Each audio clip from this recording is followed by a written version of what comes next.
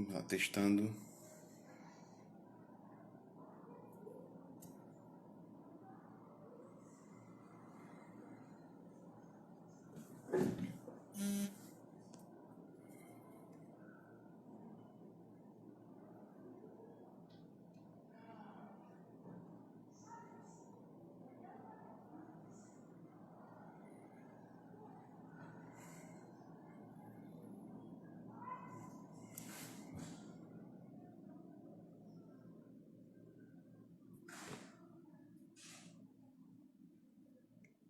Olá, vamos testar. Ai.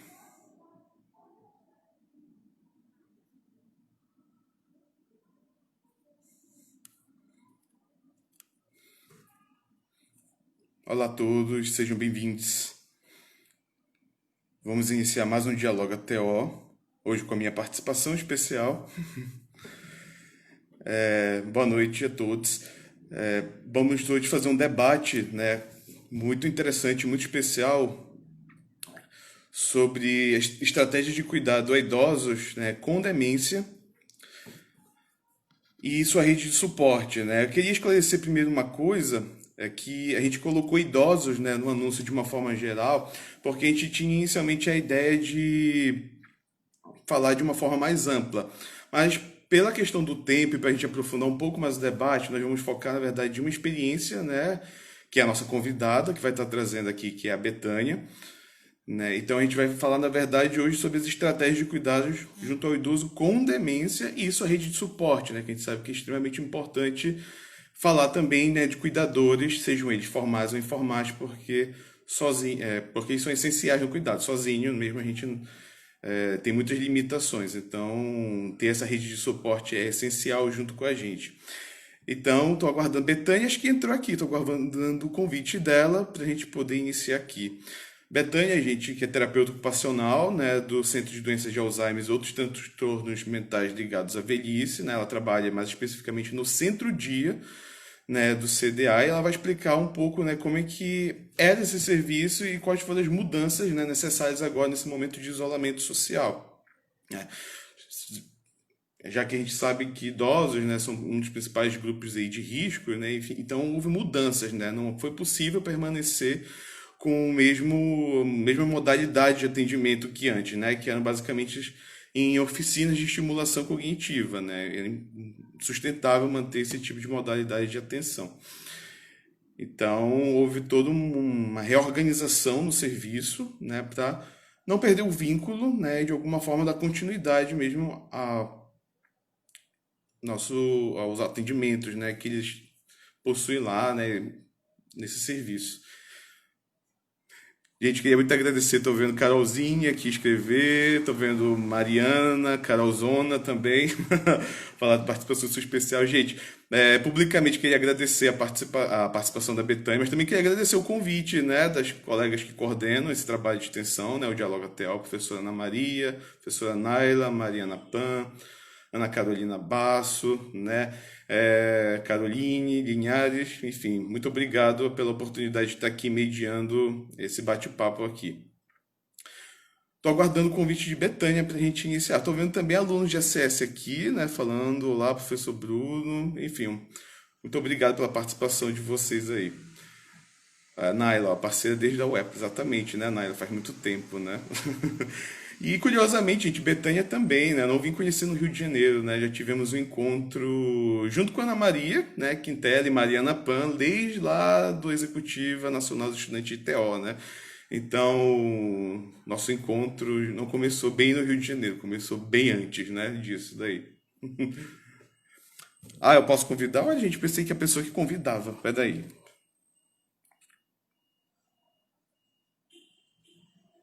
Quando a gente testou sexta-feira passada, ela que convidou. Aí eu não sabia, mas eu estou fazendo isso agora.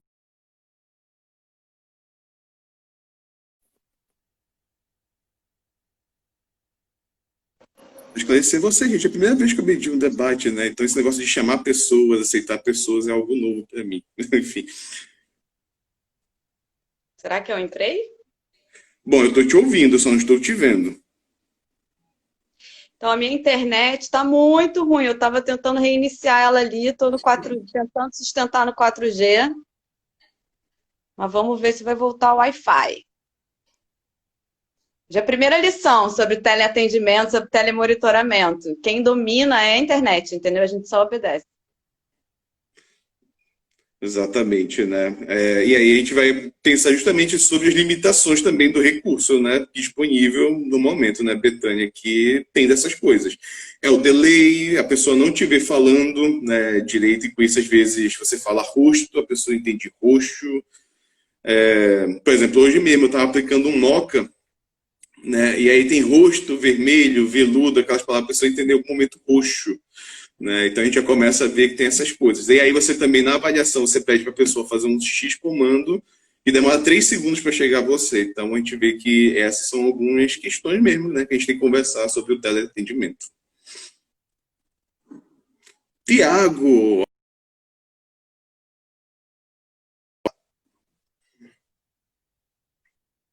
gente, Betânia teve problema com a conexão, vou convidar ela novamente. Peraí.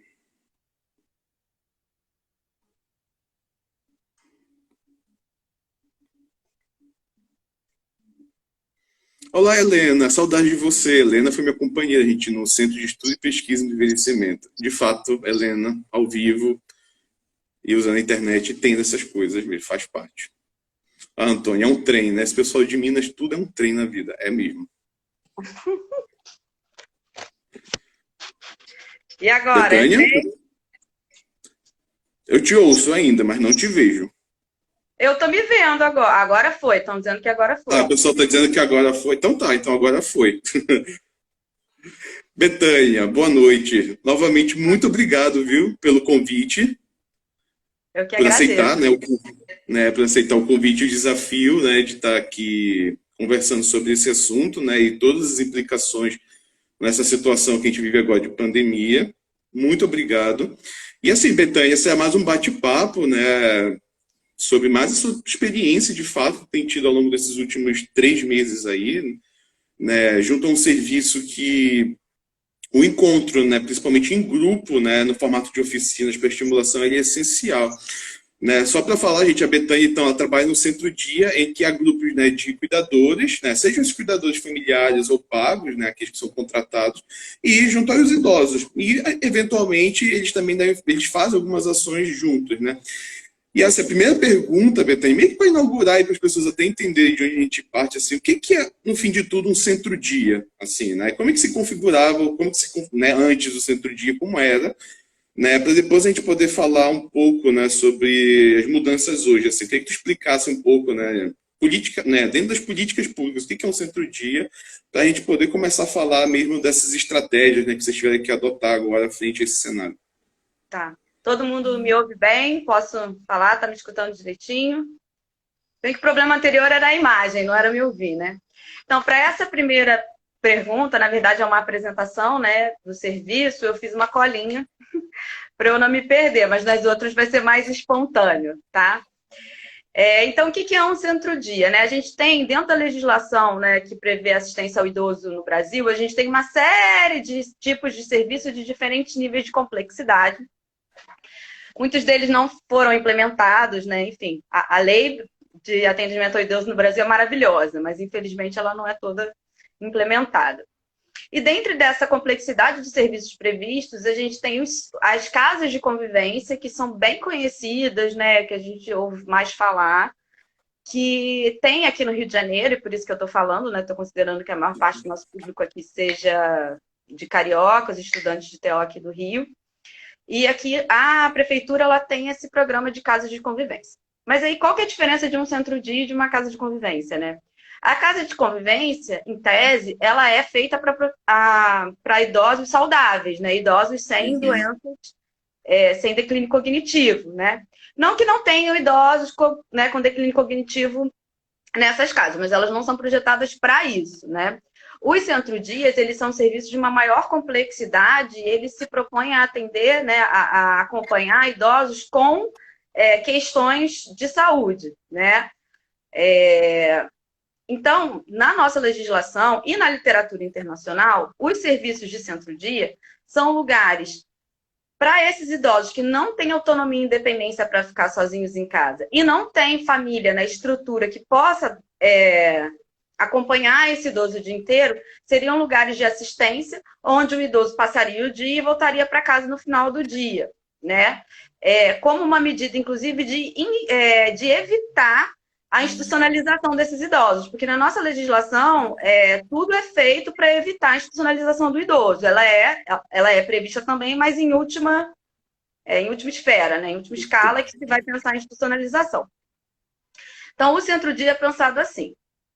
O nosso centro-dia, eu trabalho, né? Eu sou funcionária federal, sou da UFRJ, estou lotada no IPUB, e no IPUB eu trabalho no centro-dia do CDA, né, que é um setor específico do IPUB. O CDA é um setor específico do IPUB para atendimento de idosos com transtornos mentais da velhice, né?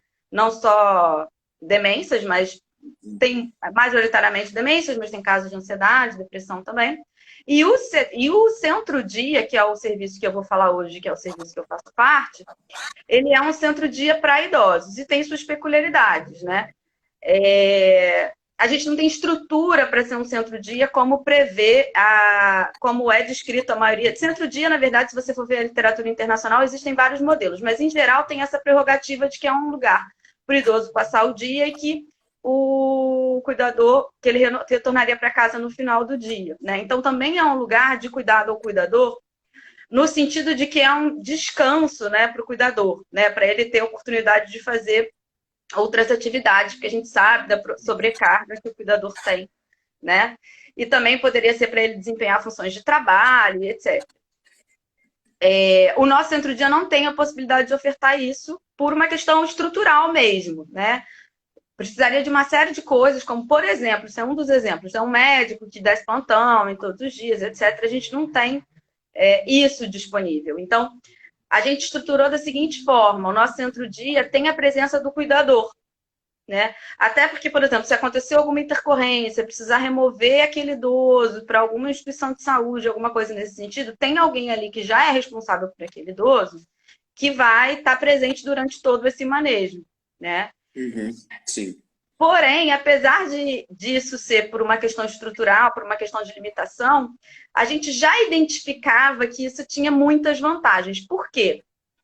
Como eu disse, na literatura internacional, tem vários modelos de centro-dias. Alguns deles compõem o acompanhamento do cuidador em diferentes modalidades, outros não. Outros é só assim, o cuidador sai, o paciente fica lá, depois o cuidador volta. Alguns têm alguns tipos de atendimento ao cuidador, como o grupo de psicoeducação e outros tipos de intervenção.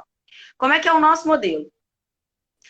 Então, eu vou contar como é que funciona já, vou entrar na estrutura do nosso centro-dia, né? Ele é composto hoje por quatro profissionais, né? Que são 2 psicólogas. Eu perdi a autorização, tá, gente? Para citar o nome do serviço e o nome das pessoas. Então, não preciso ficar me policiando. Por 2 psicólogas, que já estão lá há muitos anos.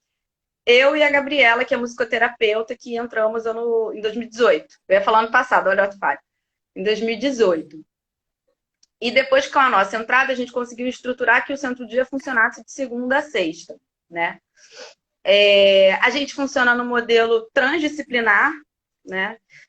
O que quer dizer que a gente trabalha em equipe e que todas nós conduzimos, né, diferentes modalidades de atendimento e que tudo isso tem uma troca muito grande interprofissional, né? E que a gente discute os casos e trabalha em equipe.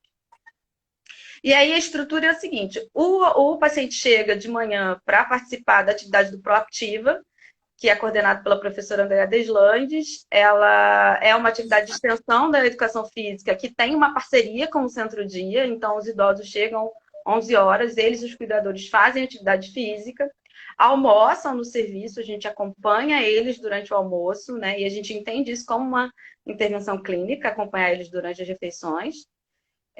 Na parte da tarde são feitas oficinas de estimulação cognitiva e, ao mesmo tempo, simultaneamente, os cuidadores participam de grupo de cuidadores, de grupo de psicoeducação.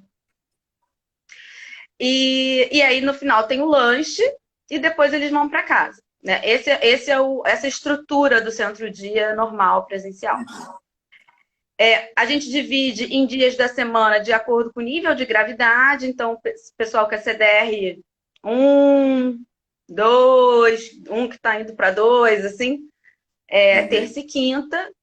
E os pacientes que já são CDR2, às vezes alguns ficam até quase CDR3 lá, são quarta e sexta. Então a gente divide por dia da semana e a gente também divide os grupos, mesmo nos dias, de acordo com o perfil, com quem que se dá melhor e tal, ou, né, por nível de gravidade, né, de avanço da doença. Então, Betânia, então assim, estou entendendo que antes mesmo da inserção, né, desse idoso e de certa forma dessa família também, porque vocês acompanham, vocês então realizam toda uma avaliação antes, né, junto à família, e também específica, neuropsicológica, funcional também com esse idoso, até para ver aonde vocês acham que ele ficaria mais adequado, porque de fato não tem como a gente colocar um idoso que pela avaliação ele é CDR3 junto com CDR1, né? Eles Uhum. têm capacidades, inclusive, aí, remanescentes bem distintas um da outra. Então, vocês fazem essa distinção, mas com uma avaliação prévia, né? Que vocês disputam e vão encaixando, digamos assim, nos grupos. É isso? Isso, exatamente isso.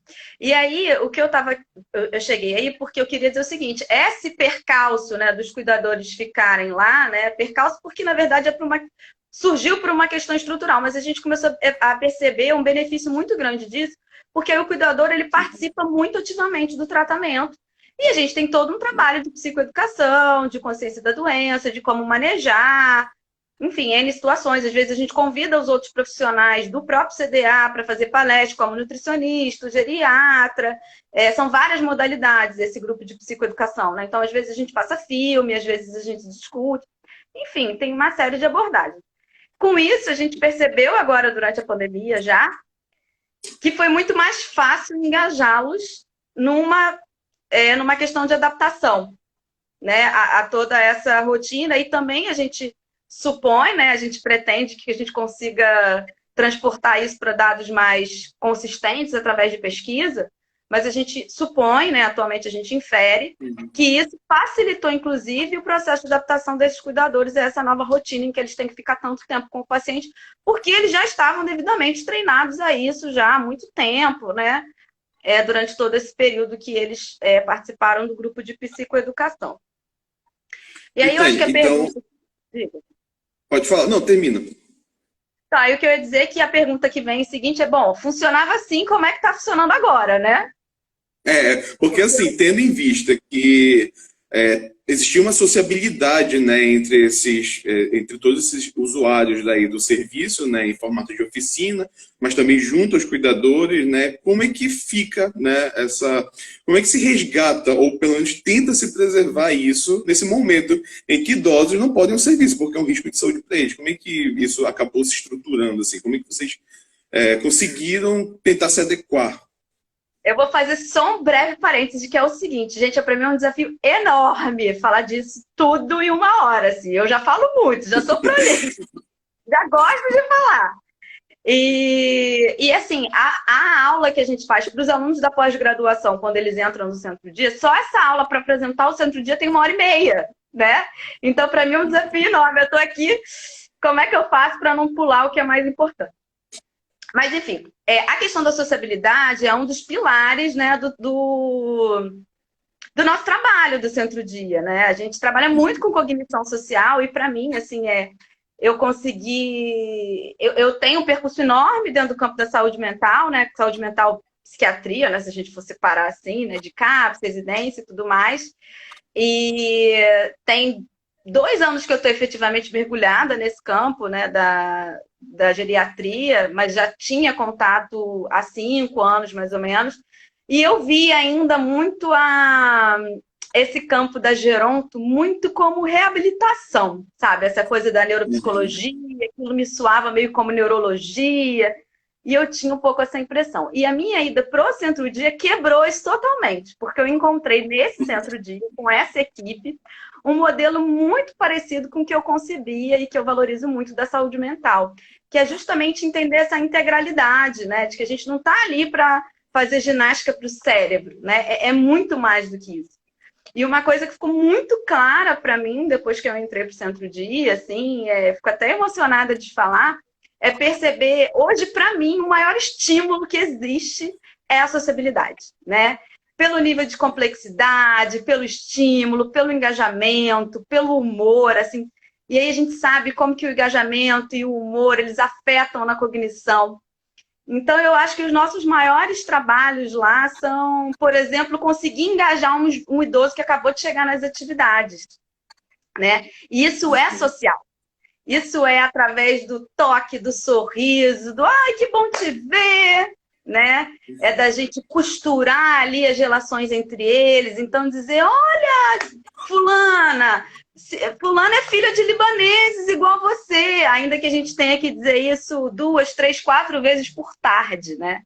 Mas é isso que faz eles se sentirem pertencentes a um grupo. Então, eu estou atropelando aqui a minha ordem, mas é porque foi o que me motivou assim de falar agora, porque eu acho que é o que é bonito desse trabalho, é que muitas vezes eles não sabem para onde eles estão indo, o que eles vão fazer, ou os cuidadores relatam muito isso, da dificuldade de levantar da cama para levar para algum lugar. E aí, quando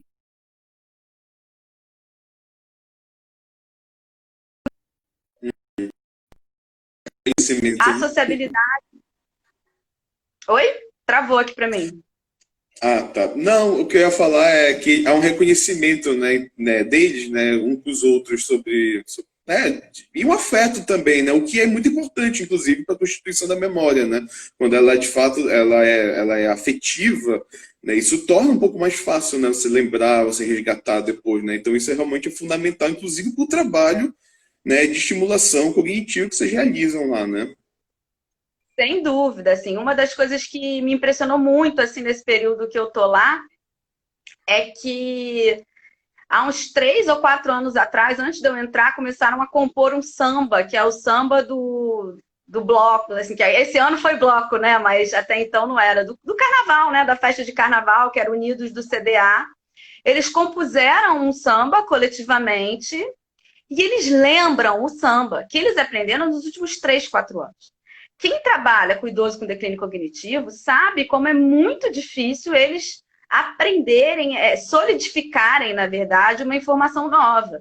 E eles conseguem cantar uma música que eles compuseram, quer dizer, não é nenhuma música, né, da infância deles, né? Para a gente ver o tamanho da marca afetiva que tem, né? Uhum. E às vezes a gente fica meses sem cantar o samba do CDA, porque, enfim, ele é um samba, ele é do carnaval, e a gente canta e eles lembram.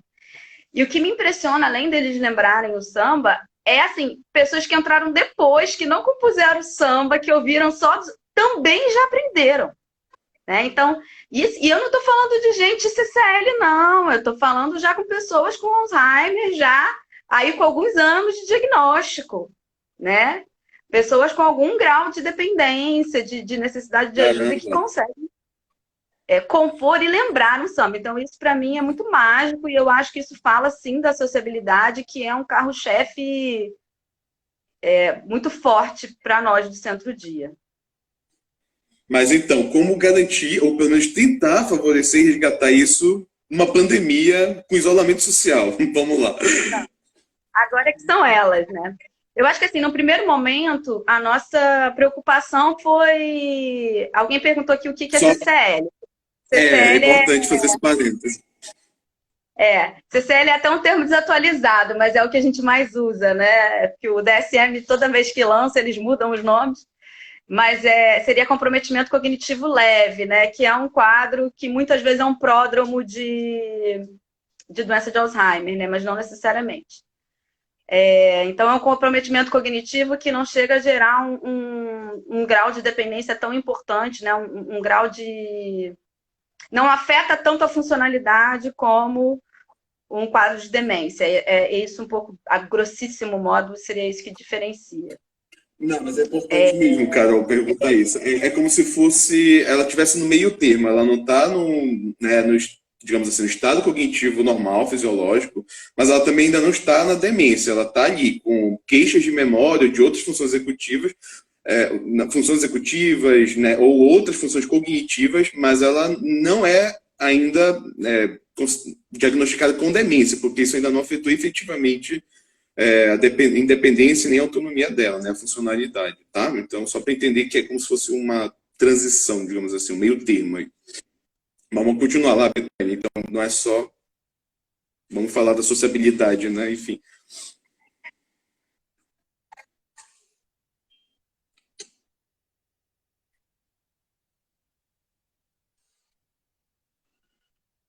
Opa, para mim falhou.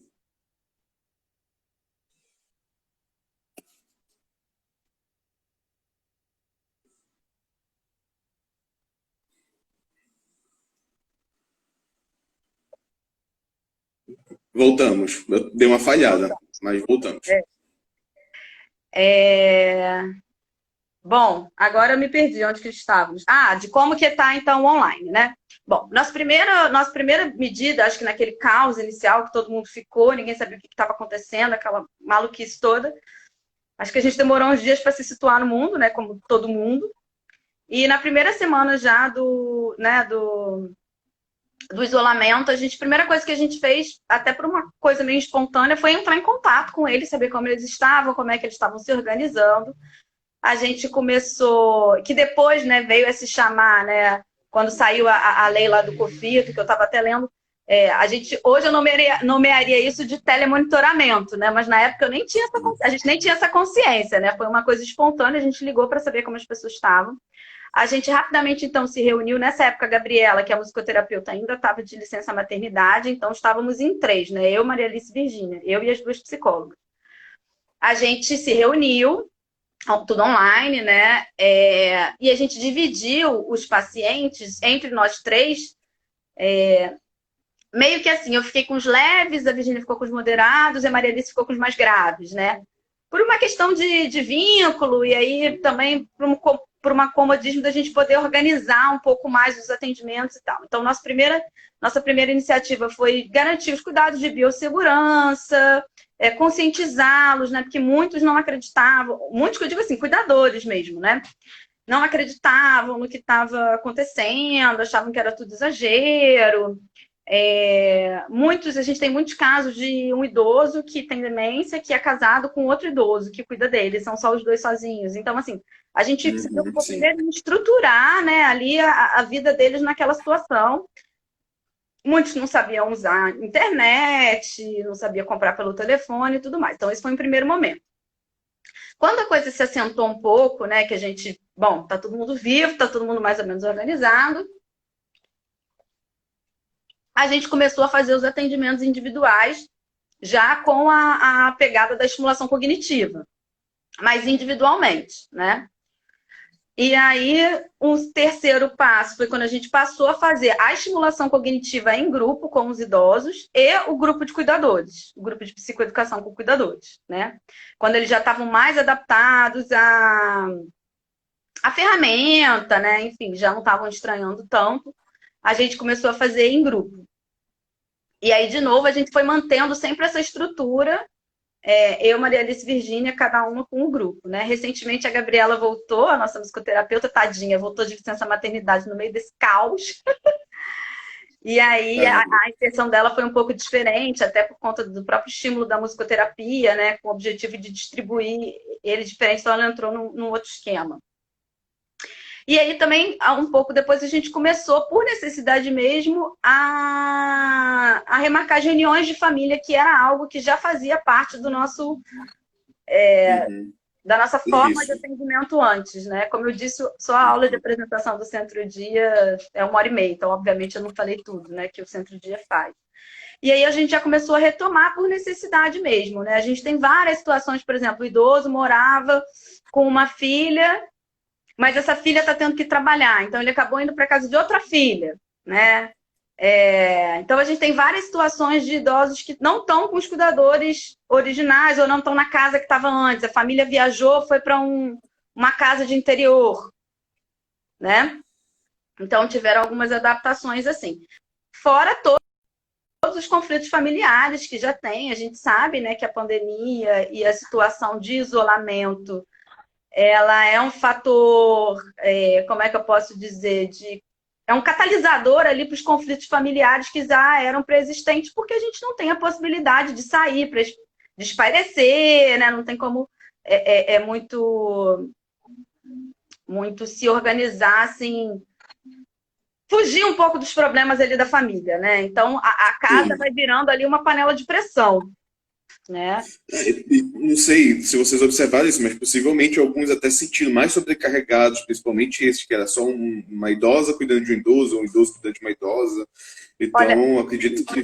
Bruno, sem dúvida. Inclusive, assim, eu acho que os casos que mais estão sobrecarregados que eu vi eram de pessoas que contavam com cuidadores particulares e dispensaram os cuidadores particulares, né, os cuidadores pagos.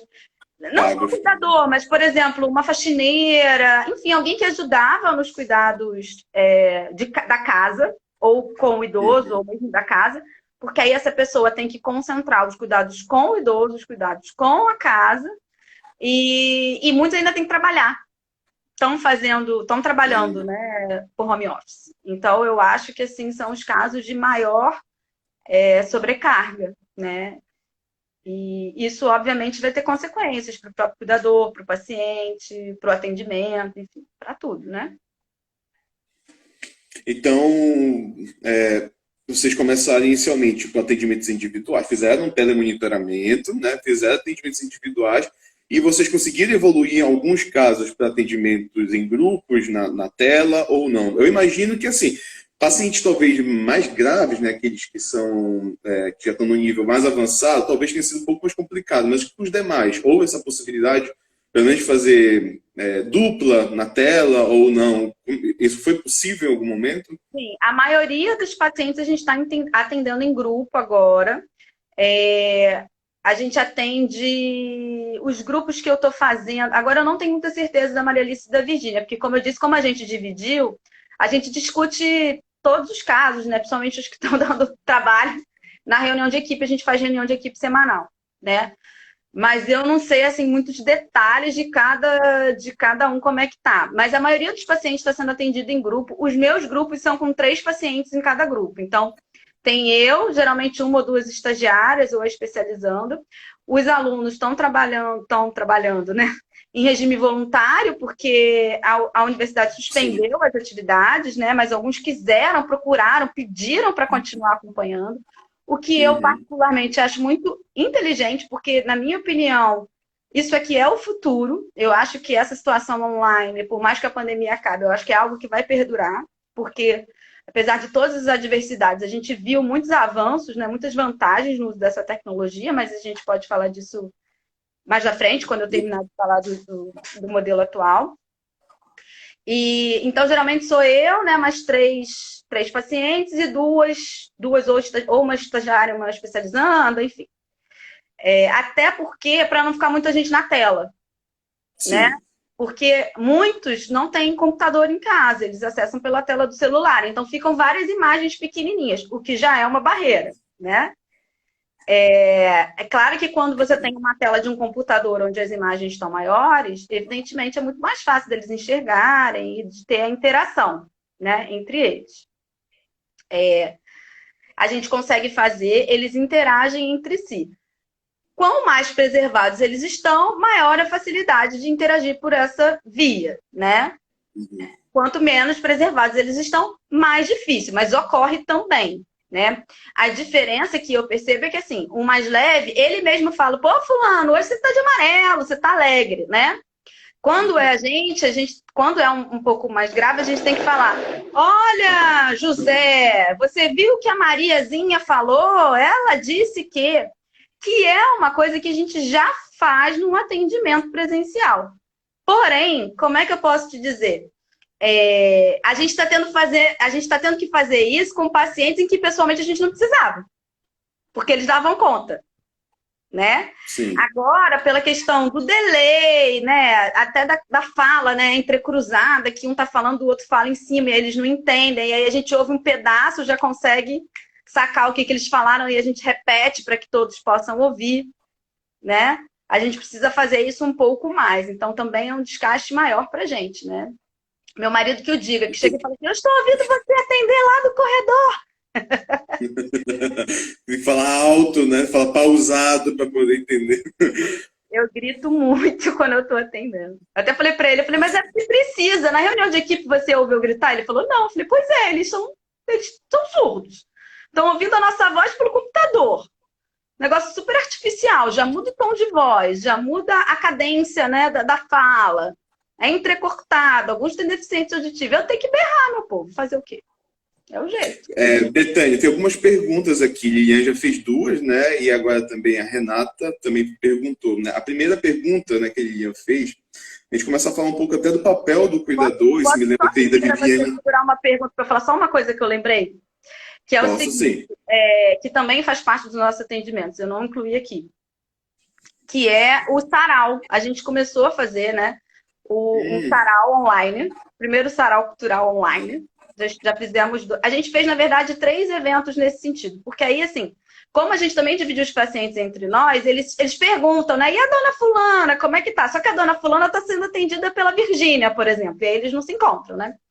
Sim. E aí, como solução para isso, e também até para primeiro, porque assim, nossa primeira movimento foi estabelecer uma rotina com eles, né?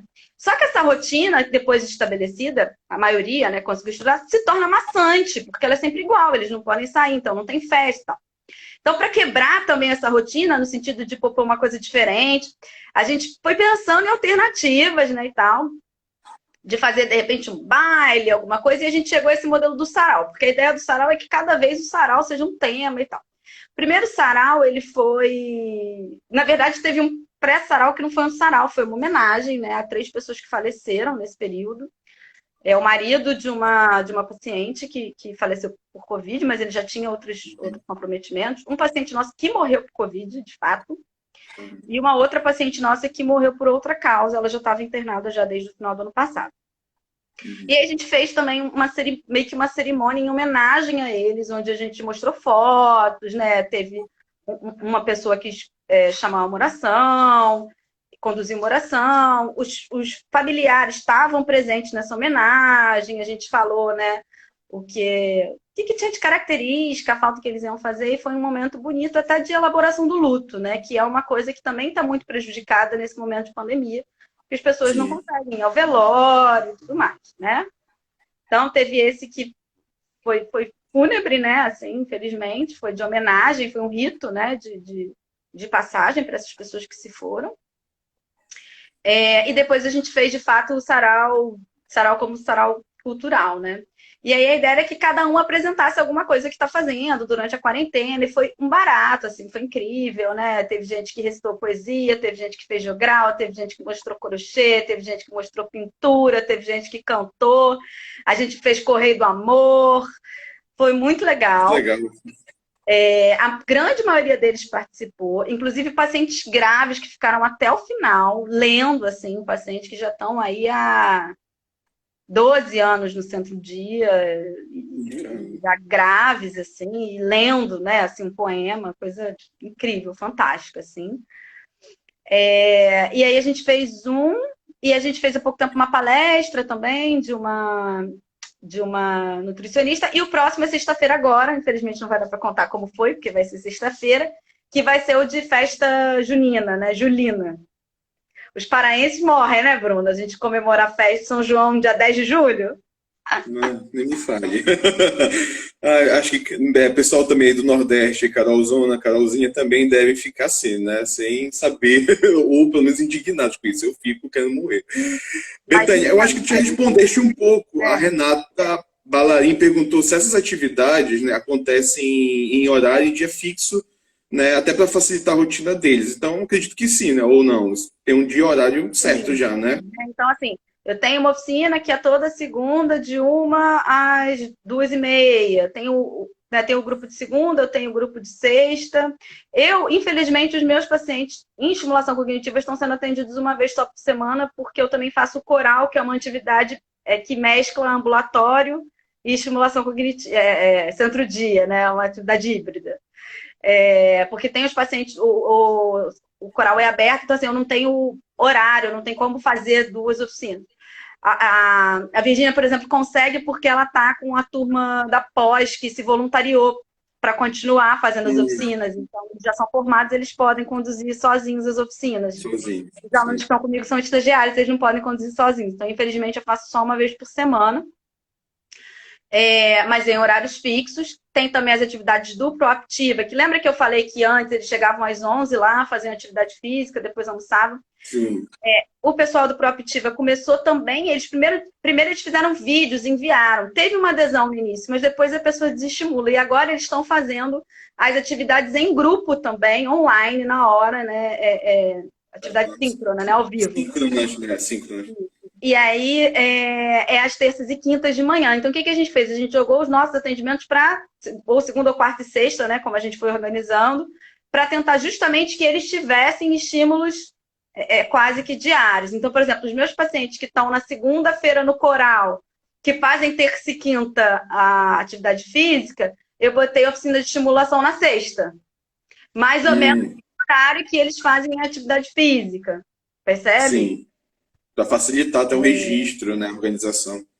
Isso. O coral também é um grupo muito... É que eu estou muito focada no centro-dia, porque ele tem uma estrutura um pouco mais robusta, mas o coral, o grupo do coral, que eu faço junto com a Gabriela Coates, que é a musicoterapeuta que voltou agora de licença maternidade, graças a Deus, para assumir o coral comigo. Apesar que eu estava muito bem acompanhada antes pelo Nino, que era da pós, mas ele tinha que encerrar a pós dele. Então, eu fiquei assim, Gabriela, volta da licença maternidade, e Deus casou certinho. Que é um grupo que a gente também faz. E aí, coral online. Não tem como, né, gente? Não é um coro no sentido de ter um conjunto de vozes, né? Que a gente precisa desligar os microfones, senão fica um inferno de barulho. Mas tem exatamente essa questão da sociabilidade, tem a identidade do grupo, né? Então, por exemplo, tem uma idosa do coral que ela sempre chega lá, ela é parente de um poeta famoso, não posso dizer, né? Ela é irmã de uma pessoa que foi um poeta muito famoso, e ela sempre chega no coral declamando uma poesia dele, que algumas pessoas até já decoraram. Então, faz parte de pedir, Dona Fulana, declama a sua poesia, né? Então, tem uma coisa da identidade deles, da identidade do grupo, que de alguma forma esse encontro online mantém. E tem os próprios exercícios de voz que a Gabriela conduz ali, que também são um estímulo, né? E tem todo um benefício ali da questão da música mesmo. E aí cada um fica na sua casa, né, ensaiando, e a gente vai pedindo para eles abrirem o microfone, perguntando se teve dúvidas, se quer fazer algum comentário, né? E aí a interação acaba sendo assim, artificial, né? Porque é artificial mesmo, mas que não deixa a gente ficar tão isolado, né? Assim, tem uma coisa de você ver as pessoas, ouvir as pessoas, saber que você está ali no mesmo horário cantando a mesma música, né? Ainda que você não esteja ouvindo, né? Sim, estimula a memória musical delas. Betânia, o tempo tá voando assim, muito rápido, e a gente precisa ainda falar dos cuidadores. Esse é um aspecto importante, porque tem perguntas sobre isso, né? A Lilian fez 2 perguntas, mas eu também queria resgatar até um tema, né, que a nossa querida Viviane Abreu, que estava aqui, não sei se ainda está, foi tema também de uma live, né? Mas assim, a Lilian pergunta quais são as maiores dificuldades dos cuidadores nessa pandemia, né? E aí, justamente resgatando isso que eu falei nessa live da Viviane, assim, como, assim, o cuidador, ele tem sido uma peça, tipo, primordial para estar nesse atendimento com esse idoso, assim, no sentido de preparar, ou às vezes até de ter que estar junto, para entender um pouco a atividade que você está propondo. Então, queria que tu me falasse um pouco disso, assim, né, das dificuldades do cuidador nessa pandemia, se você também, a mudança de ambiente, né, porque você falou que alguns saíram para outro local que não era aqueles que eles moravam, né? Também se teve muitas alterações aí de comportamento e, de fato, como tem sido essa aliança, né? Como tem sido, de fato, essa parceria com o cuidador, se ela, de fato, o quão essencial é ou não é, mas como é que tem se estabelecido, assim? Nossa, eu precisava de uma live inteira só para responder essa pergunta, né, Bruno? Mas vamos lá. Muita coisa, mas vamos tentar pincelar. Vamos falar alguma coisa. Então, assim, o cuidador, ele é peça fundamental, com pandemia ou sem pandemia, o cuidador é peça fundamental do tratamento com idoso. Isso qualquer pessoa que trabalhe com gerontologia tem que ter isso em mente, né? Assim, é impossível você traçar um plano de tratamento consistente se você não tiver o cuidador ali como parceiro. Inclusive, muitas vezes, o primeiro objetivo terapêutico é fazer vínculo, fazer parceria com o cuidador, né? Sim. Para que você consiga, de fato, ter eficiência. É claro que, às vezes, a gente tem cuidadores que não são parceiros, e aí, pelo menos, a assistência que a gente dá ali para o paciente já é algum afago, mas a gente sabe que não vai ter a mesma eficiência, né? que de fato com o cuidador como parceiro. Como eu disse antes, o fato do nosso modelo de centro-dia trazer muito para perto da gente os cuidadores, isso facilitou demais, né? Para a grande maioria dos casos. Eu tenho mais propriedade para falar dos casos que eu estou acompanhando, mas claro que eu sei um pouco como é que estão os da Maria Alice e da Virgínia. O que eu sei, assim, os graves não tem como, né? Assim, inclusive, alguns pacientes, eles não conseguiram, pouquíssimos, tá? A gente só tem 2 casos que não conseguiram aderir à teleconsulta, né? Uma desorganizou, falou que a televisão estava falando com ela e tal, não foi possível. Mas a gente, e era uma cuidadora maravilhosa, super aderida, então a gente envia as atividades e ela liga para a mãe por tablet e faz estimulação cognitiva com a mãe 1h de manhã, 1h da tarde. Coisa que a gente nunca conseguiu fazer, né? Super dedicada, né, essa função. Tem uma outra coisa que eu não falei, que a gente fez um caderno de atividade para eles fazerem em casa, e aí a ideia é o cuidador sentar junto com o paciente e fazer. E aí é isso, tem os que aderem, tem os que não aderem, tem os que, enfim, os que não conseguem imprimir, não conseguem se organizar, etc. É muito difícil dar uma resposta genérica assim, os cuidadores, porque, na verdade, é o clichêzão que cada caso é um caso, né? Então, assim, eu falaria assim, os cuidadores que têm um vínculo importante com o serviço e que já tinham alguma consciência tiveram uma adesão mais fácil. Alguns participam dos atendimentos, inclusive, porque para eles é importante, porque é o espaço que eles têm de sociabilidade, né? Eles dizem que os atendimentos ajudaram muito a organizar a rotina, que, por exemplo, o dia que tem lá atividade física de manhã, ou que tem o atendimento de estimulação de manhã, é muito mais fácil tirar os pacientes da cama, levar para o banho, né? Assim, conduzir aí as atividades do dia a dia, né? Porque tem alguma coisa externa que estrutura, inclusive esse é um dos objetivos do caderno, que isso também seja uma coisa ali diária para poder estruturar mais essa rotina. Tem cuidadores, eu estou com os casos mais leves, né? Alguns dos meus são bem leves. Todos, de alguma maneira, precisam. Eu só tenho um paciente que não precisa de ajuda para ligar o computador e poder participar do grupo. Os outros todos precisam de alguma ajuda minimamente ali para ligar, ajeitar e tal. E aí, os cuidadores, alguns, né? Estão super sobrecarregados, então, assim, o horário que eles têm para fazer alguma outra coisa, né? A gente, em geral, pede que eles fiquem pelo menos por perto, porque, assim, cai o negócio, fecha, fica escuro, a imagem sai, aquela coisa toda, né? E aí precisa do auxílio do cuidador para ir ali e ajeitar. Outros, de fato, a gente precisa que esteja junto, principalmente os mais graves, às vezes até para dizer assim, olha, ela está dizendo isso, né? Eu tenho uma paciente que ficou afastada aí, ela estava doente, enfim, foi de uma filha para outra, e agora ela retomou os atendimentos online, agora, depois de quase 3 meses sem participar. E aí, assim, ela perdeu todo esse progresso que a gente falou que fez, né? Ela já chegou no atendimento em grupo, eu já falei, vamos embora, vamos ver se vai funcionar. E aí eu fiz uma primeira ligação para ver se ela ia topar e tal. A filha me enviou, e aí ela ficava me olhando, ela ouvia o que eu dizia, mas ela não me respondia. Aí a filha tinha que dizer, mãe, ela responde. Ela, tá, e ela respondia. Era como se ela estivesse ouvindo uma gravação, não tinha uma interação direta comigo, né? E aí a filha ficou fazendo um pouco esse meio de campo, mas aí no atendimento, que foi primeiro agora segunda-feira, ela começou assim, aí no final ela já estava assim, respondendo ao que o outro colega estava dizendo, né? Ela falou, não, mas essa conta aí você fez errada, porque é 4, não é 3, né? Então já conseguindo assim, perceber e interagir mais diretamente, porque tem de fato um processo de adaptação. Mas alguns têm dificuldade até de entender o que você está dizendo, porque, de novo, entra o negócio da conexão, do tom de voz e tal. E aí vai depender muito da disponibilidade de cada cuidador, de qual é o vínculo que ele tem com o serviço, né? Se ele entende aquilo ali como um trabalho a mais ou como algo que é importante, né? E, infelizmente, os cuidadores não estão todos na mesma página, né? De outros fatores diversos, do tipo adoecimento, brigas na família e questão financeira por conta da pandemia, enfim, é muito... Cada caso é um caso. Agora, eu acho que assim, uma resposta que é quase que uníssona a gente precisa do auxílio deles em função do manejo da tecnologia, né? Sim. Mas assim, falando rapidinho...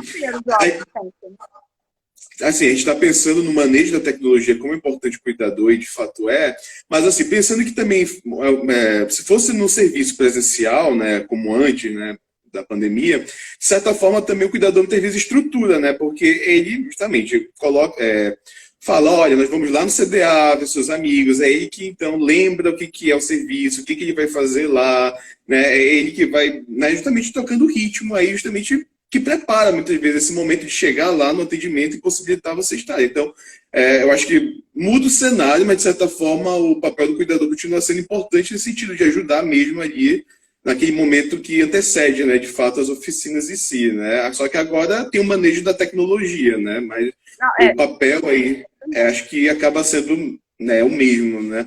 Todos têm acesso à internet, Betânia? A Carol fez essa pergunta agora. A gente já tem um certo recorte o centro-dia, né, o público do centro-dia, ele não corresponde ao público do CDA, e muito menos ao público idoso do Rio de Janeiro ou do Brasil, né? Tem um recorte. Quando a gente oferece um modelo de serviço que pede que a pessoa vá 2 vezes por semana acompanhada por um cuidador, você já faz um recorte. É uma pessoa que tem um mínimo de estrutura, né? Diferente da grande maioria dos nossos idosos, infelizmente. Então, a gente já está falando de pessoas que têm uma vida um pouco mais estruturada. No centro-dia, a maioria deles tem acesso à internet. O que nem todos têm a computador, né? Tanto que muitos acessam pelo celular. A gente tem alguns cuidadores, né, com um nível de intelectual muito baixo mesmo, até por função de falta de estímulo durante a infância, baixa escolaridade. Então, alguns deles têm muita dificuldade de manejo com a tecnologia. A gente também fez um certo treinamento, né, dos próprios cuidadores para poder eles acessarem, né?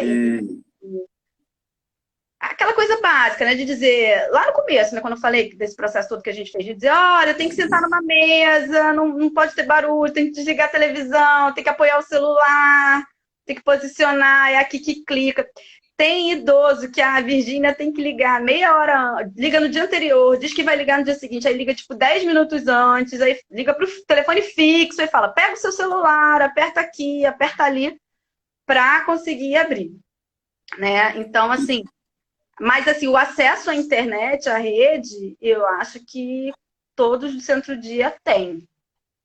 Agora, tem aquelas situações assim, um celular que a câmera não está funcionando, eu já vi situação assim, o computador e o celular ficam ligados, um para o áudio, outro para o vídeo, sabe? Essas coisas assim. Entendi. Eu mesmo fiz uma avaliação, utilizei o Moca audiovisual adaptado, né? Foi isso, comecei com o telefone até entrar, né, na tela e ver que tá tudo certo e iniciar. Mas assim, perguntaram qual é a plataforma que vocês estão usando. A gente está usando o Jitsi, que foi a plataforma adotada pela UFRJ. A gente tem o Jitsi do IPUB, mas que dá umas travadas, some a imagem, e aí, se alguém tiver dicas e sugestões, quiser oferecer. Porque o que acontece? Ele funciona muito bem para reuniões, né? Assim, às vezes trava e tal, mas tudo bem. Agora, quando é uma atividade, por exemplo, coral. O coral, a gente pede para todo mundo desligar o microfone. E a maioria deles não tem tanta habilidade de ligar e desligar o microfone assim, mesmo o cuidador, né? E aí o Jitsi tem um mecanismo para melhorar a internet, que é o seguinte, quando a pessoa não está falando, para diminuir a quantidade de dados em circulação, ele tira a imagem. Então, se eu tenho um paciente que entrou, falou no começo, a imagem sumiu, o som sumiu, eu não sei se ele está lá. Já aconteceu do paciente estar. Essa é uma barreira, né? No final, eu descobri que a pessoa estava lá ainda. Né? A gente já enfrentou desafios como uma vez que estava muito barulho na casa do paciente. E assim, no Jitsi a gente consegue desligar o microfone da pessoa, mas a gente não consegue ligar. Aliás, se alguém souber de alguma ferramenta que faz isso, pelo amor de Deus, me fala, porque isso vai melhorar a nossa vida assim 900%. O quê? Desligar de todos? Ligar e desligar. Se eu poder, por exemplo, eu quero ligar o seu, quero ligar o da fulaninha e desligar o do ciclaninho. Aí depois eu quero desligar, sabe? Eu poder manejar isso, microfone aberto e fechado, isso é fazer uma diferença absurda na nossa vida. O Zoom, eu posso te falar que eu sei que faz isso. Eu posso te afirmar, assim, com certeza faz. O Meet, eu não sei. Você consegue abrir o microfone ou você só consegue fechar? Você pode colocar todos mudos e colocar para todos falarem. Existe essa possibilidade. Eu não sei se um por um, mas você consegue colocar todos mudos. Eu falo isso porque eu vi uma defesa. ia ser assim o auge da alegria. Por quê?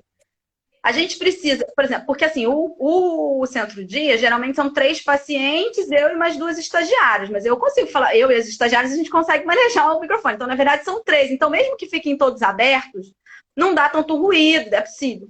Agora, o coral, por exemplo, ou os saraus, que são muita gente, porque aí são todos os pacientes do centro-dia, e atualmente a gente tem aderidos e que participam de atividades coletivas e tal, a gente tem 18, porque os graves são atendidos individualmente, né? Ou é telemonitoramento ou é teleconsulta individual, os mais graves, Sim. né? Mas que são atendidos assim, em modalidade de grupo, são mais ou menos 18. O coral, às vezes, a gente tem, assim, 12 telas ali, porque sou eu, a musicoterapeuta, mais às vezes 6, 7, 8 pacientes, mais estagiário, então fica assim, meu computador às vezes fica com quase todas as telinhas ali preenchidas. Betânia, eu preciso interromper rapidinho, a gente está com um problema objetivo, que faltam 4 minutos. Tem algum problema, gente, a gente voltar rapidinho para fazer um fechamento? Assim, acho que é melhor, né?